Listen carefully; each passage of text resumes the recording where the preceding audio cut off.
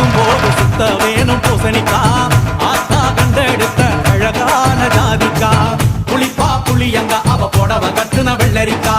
புளிப்பா புளியங்க அவ புடவ கட்டுன வெள்ளரிக்கா